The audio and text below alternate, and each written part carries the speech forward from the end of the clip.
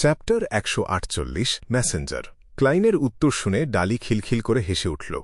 দেয়ালের সেই স্বচ্ছ মুখটা, যার অবয়বে শুধু একটা মুখ ছাড়া আর কিছুই নেই, সে বলে উঠল, যদিও তুমি মিস্ট্রি প্রায়ার্সদের আদর্শ থেকে অনুপ্রেরণা পেয়েছ আর আমার অভিজ্ঞতার অভিনয় দেখে নিজের তত্ত্বগুলো মিলিয়ে নিয়েছ, তাও তোমার মাত্র ১ মাস সময় লেগেছে। এই ১ মাসের মধ্যেই তুমি অ্যাক্টিং মেথড সম্পর্কে পরিষ্কার ধারণা পেয়েছ আর নিজের জন্য সিয়ার প্রিন্সিপাল তৈরি করে ফেলেছ। এটা প্রমাণ করে যে তোমার বুদ্ধি আর চিন্তাশক্তি সত্যিই অসাধারণ আর উন্মুক্ত। ক্লাইন এই প্রসঙ্গের গভীরে আর যেতে চাইল না, কারণ বিষয়টা নিয়ে কথা বলতে গেলে তার ভেতরে অপরাধবোধ কাজ করছিল। সে এর বদলে ডালিকে একটা প্রশ্ন করল, ম্যাম, চার্চের ঊর্ধ্বতন কর্তৃপক্ষ কি এই তথাকথিত অ্যাক্টিং মেথড সম্পর্কে জানেন? ডালির সেই অশরীরী মুখটা উত্তর দিল, কোনো সন্দেহ নেই যে তারা এই ব্যাপারে একদম পরিষ্কার জানেন। আমি একবার চার্চের পুরনো ঐতিহাসিক নথিপত্র পড়েছিলাম এবং এমন সব মানুষের গল্প খুঁজে বের করার চেষ্টা করেছিলাম যারা প্রচলিত নিয়ম ভেঙে খুব দ্রুত বিয়ন্ডার হিসেবে এগিয়ে গিয়েছিল। আমি বুঝতে পারলাম যে এরকম নাইট হক্স আর বিশপদের সংখ্যা মোটেও কম ছিল না। আমি একমাত্র ব্যতিক্রমী কেউ নই, কিন্তু তাদের শেষ পরিণতি। ডালি এখানে এসে ইচ্ছে করে থেমে গেল। হঠাৎ তার কণ্ঠস্বর খুব ভারী আর গম্ভীর শোনাল। ক্লাইনের হৃৎপিণ্ডের ধুকপুকুনি বেড়ে গেল। সে উৎকণ্ঠা নিয়ে জিজ্ঞেস করল, তাদের শেষ পরিণতি কেমন হয়েছিল? ক্লাইনের মনে মনে ভয় হতে লাগল। অ্যাভারনাইট চার্চ কি এই অ্যাক্টিং মেথডকে কোনো শয়তান বা অশুভ দেবতার প্রলোভন বলে মনে করে? হঠাৎ সেই স্বচ্ছ মুখটা হেসে উঠল। সে বলল, তাদের পরিণতি আসলে বেশ ভালোই হয়েছিল। যাদের নিয়ন্ত্রণ হারিয়েছে বা যারা বিয়ন্ডার সংক্রান্ত কোনো ঘটনায় প্রাণ দিয়েছে, তাদের বাদ দিলে বাকিরা সবাই অন্ততপক্ষে একজন আর্চবিশপ বা হাই র্যাঙ্কিং ডিকন হতে পেরেছেন। তাদের মধ্যে এমন অনেক বিশেষজ্ঞও আছেন যারা সফলভাবে হাই সিকোয়েন্স বিয়ন্ডার হতে পেরেছেন। গডেসের চার্চে সিকোয়েন্স ৪ আর সিকোয়েন্স ৩ বিয়ন্ডারদের সেন্ট বা সাধু বলা হয়, আর সিকোয়েন্স ২ এবং সিকোয়েন্স ১ বিয়ন্ডারদের বলা হয় গ্রাউন্ডেড অ্যাঞ্জেল। অবশ্যই প্রত্যেক অ্যাঞ্জেলই একসময় সেন্ট ছিলেন। ক্লাইনের ঠোঁটের কোণ একটু কেঁপে উঠল। সে ভাবল, মিস ডালি, আপনি ইচ্ছে করেই আমাকে একটু আগে ভয় দেখানোর চেষ্টা করেছিলেন। ক্লাইন নিজের সন্দেহ আর লুকিয়ে রাখল না। সে জিজ্ঞেস করল, চার্চ যখন অ্যাক্টিং মেথড সম্পর্কে এত ভালোভাবেই জানে, তবে কেন তারা সব নাইট হককে এটা বলে দেয় না? যদিও এটা সব নাইট হকের নিয়ন্ত্রণ হারানো আটকাতে পারবে না, কিন্তু এটা নিশ্চিতভাবেই তাদের নিয়ন্ত্রণ হারানোর সম্ভাবনা কমিয়ে দিত আর অপ্রয়োজনীয় ক্ষয়ক্ষতি কমাত। দেয়ালের সেই স্বচ্ছ মুখটার ওপর একটা বিষণ্ণতা ফুটে উঠল। সে উত্তর দিল, আমিও জানি না তারা কেন এমনটা করে। আমাকে শুধু বলা হয়েছে যে যখন আমি কোনো আর্চবিশপ বা হাই র্যাঙ্কিং ডিকন হব, তখনই আমি এই রহস্যটা জানতে পারব। আমি আজ এখানে এসেছি কারণ আমি চাই তুমি ডান স্মিথকে তোমার বিশেষ অনুরোধপত্র জমা দেওয়ার আগে এই অ্যাক্টিং মেথড সম্পর্কে একটু পরিষ্কার করে বলে দাও। ক্লাইন অতটা বোকা ছিল না যে জিজ্ঞেস করবে ডালি নিজে কেন এটা বলছেন না। বরং সে বেশ চিন্তিত ভঙ্গিতে বলল, চার্চের নজরে একবার পড়লে কি কাউকে শপথ নিতে হয় যে সে এই অ্যাক্টিং মেথড সম্পর্কে কাউকে কিছু বলবে না? ডালি বলল, হ্যাঁ, তোমাকে গডেসের পবিত্র জিনিসের সামনে তার নামে শপথ নিতে হবে, আর সেই শপথের শক্তি অনেক বেশি। বিশ্বাস করো, তুমি নিশ্চয়ই এই শপথ ভঙ্গের পরিণাম জানতে চাইবে না। আমি শুধু তাদের সাথেই এই ব্যাপারে কথা বলতে পারি যারা তোমার মতো অ্যাক্টিং মেথড সম্পর্কে আগে থেকেই জানে। তুমি উত্তর দেওয়ার আগেই তোমার বডি ল্যাঙ্গুয়েজ আমাকে উত্তর দিয়ে দিয়েছিল, সেই কারণেই আমি এই শব্দটা উচ্চারণ করার সাহস পেয়েছি। সেই অদ্ভুত স্বচ্ছ মুখটা ডালির হয়ে একটা দীর্ঘশ্বাস ফেলল। সে একটু থামল, তারপর বলতে শুরু করল, আমিও তখন অ্যাক্টিং মেথডের মূল বিষয়গুলো আবছাভাবে বুঝতে পেরেছিলাম আর খুব দ্রুত পশনটা হজম করে ফেলেছিলাম। হ্যাঁ, চার্চের ঊর্ধ্বতনদের মধ্যে পশনের নিয়ন্ত্রণ বোঝাতে হজম করা শব্দটা খুব চমৎকারভাবে ব্যবহার করা হয়।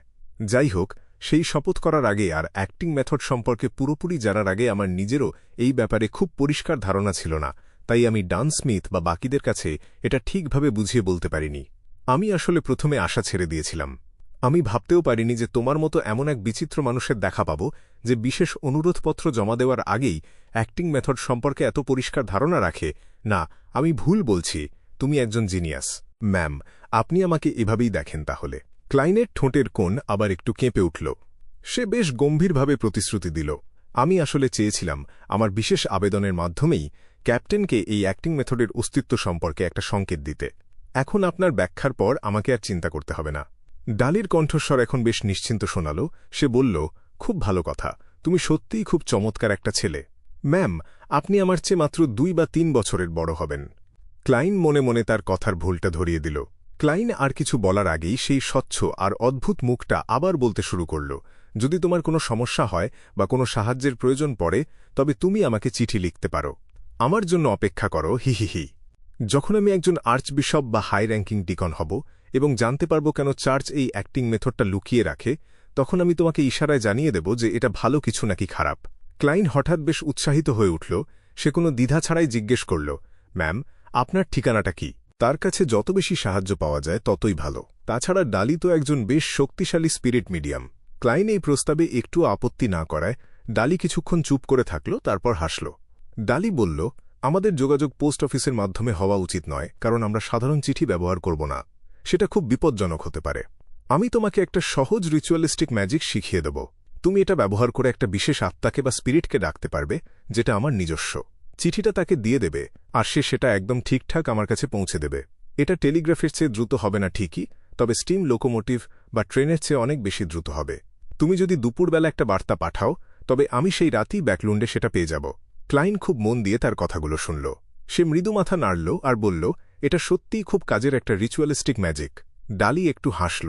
সে বুঝিয়ে বলতে শুরু করল, এই রিচুয়ালিস্টিক ম্যাজিকের বিশেষত্ব হল এটা তোমাকে তোমার নিজের কাছেই প্রার্থনা করতে হয়।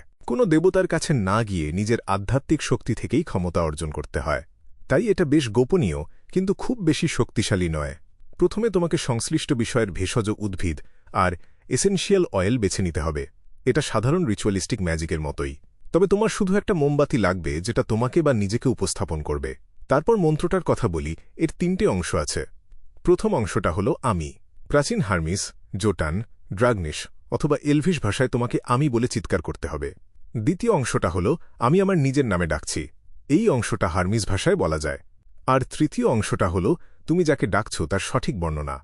যেমন ভবিষ্যতে তুমি এটা ব্যবহার করবে, সেই আত্মা যে ভিত্তিহীন জায়গায় ঘুরে বেড়ায়, সেই উচ্চমাত্রার প্রাণী যাকে মানুষ আদেশ দেয়, ডালি সিমনের নিজস্ব বার্তাবাহক। উচ্চমাত্রার রহস্যবিদ্যায় বা মিস্টিকজমে এটাকে সাধারণত স্পিরিট ওয়ার্ল্ড বা আত্মার জগৎ বলা হয়। ক্লাইন এই জাদুকরী প্রক্রিয়ার বিশ্লেষণ করার সাথে সাথে মন্ত্রটা মুখস্থ করে নিল। এই ক্ষেত্রে তাকে মোটামুটি একজন বিশেষজ্ঞ বলাই যায়। এই ধরনের রিচুয়ালিস্টিক ম্যাজিকের সুবিধা হল এতে কোনো দেবতাকে ডাকতে হয় না, বরং পুরোপুরি নিজের শক্তির ওপর নির্ভর করা যায়। কোনো দেবতার বিশেষ ক্ষমতার গণ্ডিতে আটকা না পড়ে বিভিন্ন জাদুকরী প্রভাব অর্জন করা যায়। কিন্তু সমস্যাটা হল নিজের শক্তির ওপরেই সব নির্ভর করে। দুর্বল মানুষের ক্ষেত্রে ফল দুর্বল হয়, আর শক্তিশালী মানুষের ক্ষেত্রে ফলাফল শক্তিশালী হয়। ক্লাইন অনুভব করল যে সে আবার নতুন কিছু রহস্যবিদ্যা সম্পর্কে জ্ঞান লাভ করল, যা তার বর্তমান সিকোয়েন্সে বসে জানার কথা ছিল না। ডালি বর্ণনাটা কয়েকবার আওড়াল এবং বেশ গম্ভীরভাবে জোর দিয়ে বলল, মনে রেখো, যাকে ডাকছ তার বর্ণনায় কোনো পরিবর্তন করবে না, নয়তো এই রিচুয়াল সহজেই কোনো ভয়ঙ্কর দানবকে ডেকে আনতে পারে। ঠিক আছে। ক্লাইন খুব সততার সাথে মাথা নাড়াল। একই সময়ে তার মাথায় হঠাৎ একটা চিন্তা আসল। আমি যদি ডাকার সময় বর্ণনাটা পরিবর্তন করে বলি, এই যুগে না হওয়া মিস্টার ফুল, ধূসর কুয়াশার উপরের রহস্যময় শাসক, ভাগ্যের অধিপতি ইয়েলো অ্যান্ড ব্ল্যাক কিং, তবে কাকে ডাকা হবে? এটা কি একদমই অকেজো হবে, নাকি হঠাৎ ধূসর কুয়াশা নেমে আসবে, নাকি আমাকে সেই রহস্যময় জায়গায় গিয়ে উত্তর দিতে হবে? এটা কি আমাকে ধূসর কুয়াশার উপরের জগৎ থেকে আরও শক্তি অর্জন করতে সাহায্য করবে? এর ফলে কি কোনো ভয়ঙ্কর চেন রিঅ্যাকশন বা প্রতিক্রিয়া হতে পারে? মিউটেটেড সান স্যাক্রেড এমব্লেম নিয়ে পরীক্ষা করার পর ক্লাইনের মনে এখনও ভয়ের রেশ রয়ে গিয়েছিল। শেষ পর্যন্ত সে নিজের ইচ্ছাকেই প্রাধান্য দিল আর ঠিক করল যে ধূসর কুয়াশার উপরে গিয়ে এই ব্যাপারে আগে ভাগ্য গণনা করবে, তারপর সিদ্ধান্ত নেবে সে এই চেষ্টাটা করবে কিনা। সে কিছুক্ষণ ভাবল আর কৌতূহল থেকে জিজ্ঞেস করল, ম্যাম, কেউ যদি কঠোরভাবে অ্যাক্টিং মেথড অনুশীলন করে, তবে সিকোয়েন্স 8 থেকে সিকোয়েন্স 7-এ যেতে কত সময় লাগে, আর সিকোয়েন্স 7 থেকে সিকোয়েন্স 6 হতে কতদিন লাগে? ডালি মোটামুটি একটা ধারণা দিল। আমি যে তথ্যগুলো পড়েছি সেই অনুযায়ী সিকোয়েন্স 8 থেকে সিকোয়েন্স 7-এ যেতে 3 মাস থেকে 2 বছর সময় লাগতে পারে। এটা নির্ভর করে তুমি অভিনয়ের মাধ্যমে এর মূল স্পিরিট বা চেতনা আর সংশ্লিষ্ট আদর্শগুলো কতটা ধরতে পারছ তার ওপর। সিকোয়েন্স 7 থেকে সিকোয়েন্স 6 হতে সময় লাগে 6 মাস থেকে 3 বছর। সিকোয়েন্স 6 থেকে সিকোয়েন্স 5-এর ক্ষেত্রেও একই। আর সিকোয়েন্স 5 থেকে সিকোয়েন্স 4 হতে সময় লাগে 3 থেকে 20 বছর। ক্লাইন হঠাৎ হেসে ফেলল। সে জিজ্ঞেস করল, তাহলে ম্যাম, আপনি কি এর মধ্যেই সিকোয়েন্স 6-এ পৌঁছে গেছেন? সে ক্যাপ্টেন ডানের কাছ থেকে শুনেছিল যে ডালি সিকোয়েন্স 9 কর্পস কালেক্টর থেকে সিকোয়েন্স 8 গ্রেভ ডিগার হতে 1 বছর সময় নিয়েছিলেন। তারপর গ্রেভ ডিগার থেকে সিকোয়েন্স 7 স্পিরিট মিডিয়াম হতে লেগেছিল আরও 1 বছর। তিনি বিয়ন্ডার হিসেবে কাজ করছেন গত 5 বছর ধরে। অন্য কথায় ডালি প্রায় 3 বছর ধরে স্পিরিট মিডিয়াম পর্যায়ে ছিলেন। হ্যাঁ, সেই কারণেই আমাকে ব্যাকলুন ডায়োসিসে বদলি করা হয়েছে। সেই স্বচ্ছ অদ্ভুত মুখটা খুব খোলাখুলি উত্তর দিল। আমার বর্তমান পেশা হল স্পিরিট গাইড, যদিও আমি স্পিরিট মিডিয়াম নামটাই বেশি পছন্দ করি। যাই হোক, এই ছোট্ট প্রাণীটা এবার ক্লান্ত হয়ে পড়ছে। আমাকে এখন যেতে হবে। এই অবস্থায় আমি আর গডেস তোমাকে আশীর্বাদ করুন বলছি না। ক্লাইন বুকের ওপর হাত রেখে একটু হাসল আর মাথা নিচু করে কুর্নিশ জানাল, আপনার ঘুম ভালো হোক। ডালি বলল, না, আজ রাতে ভালো ঘুমের কোনো সম্ভাবনা নেই। আমাকে দ্রুত ব্যাকলুন্ডে ফিরে যেতে হবে। এটা মোটেও কোনো সুখকর অভিজ্ঞতা নয়, অনেকটা এমন কারো সাথে সম্পর্ক রাখা যাকে তুমি পছন্দ করো না।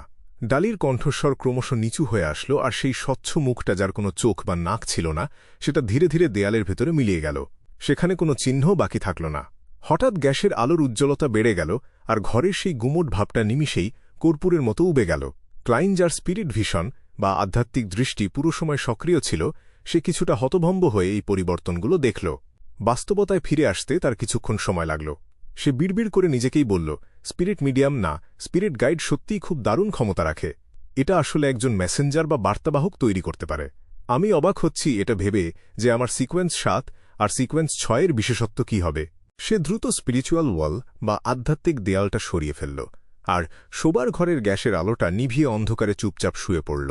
সে সেই রাতে আর ধূসর কুয়াশার উপরের জগতে যাওয়ার পরিকল্পনা করল না। বলা তো যায় না, ডালি যদি হঠাৎ আবার ফিরে এসে ডান স্মিথের সেই চিরচেনা ডায়লগটা বলে বসে, ওহ আচ্ছা, আমি একটা কথা বলতে ভুলে গেছি। যদি তেমন কিছু হয় তবে তাকে আর থামানোর কোনো উপায় থাকবে না।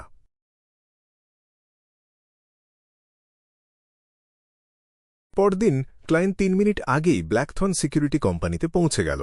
রোজান খুব সুন্দর একটা হাসি দিয়ে তাকে অভিবাদন জানাল। সুপ্রভাত ক্লাইন, নতুন ক্লার্ক চলে এসেছে। ক্লাইন মনে মনে তার জন্য সত্যিই খুব খুশি হল। সে বলল, অভিনন্দন রোজান, গডেস তোমার প্রার্থনা শুনেছেন। রোজান মাথা নাড়ল, তার চোখের মনি খুশিতে চিকচিক করছিল। সে বলল, আমার ত্বক আবার আগের মতো একদম নিখুঁত হয়ে যাবে। তারা কিছুক্ষণ আড্ডা দেওয়ার পর ক্লাইন পার্টিশন বা দেয়ালটা পার হয়ে ক্যাপ্টেনের অফিসের দরজায় টোকা দিল। ভিতর থেকে ডানের গম্ভীর কণ্ঠস্বর ভেসে আসল, ভেতরে এসো। ক্লাইন দরজা ঠেলে ভেতরে ঢুকল। সে দেখল ক্যাপ্টেন ডিন স্মিথ সহজাতভাবেই সোজা হয়ে বসলেন আর তাঁর ধূসর চোখজোড়া হঠাৎ একটু গাঢ় হয়ে উঠল। মনে হল তিনি যেন কোনো বিপদের জন্য আগে থেকেই প্রস্তুত হয়ে আছেন। ক্লাইন একটু গলা পরিষ্কার করে নিল। সে তার হ্যাট বা টুপি আর হাতের ছড়িটা একপাশে সরিয়ে রেখে বসে পড়ল। সে বলল, ক্যাপ্টেন, আমার একটা বিষয়ে আপনাকে রিপোর্ট করার ছিল। ক্যাপ্টেন ডান স্মিথ 2 হাত ভাঁজ করে বেশ গম্ভীর গলায় জিজ্ঞেস করলেন, সেটা কি বিষয়?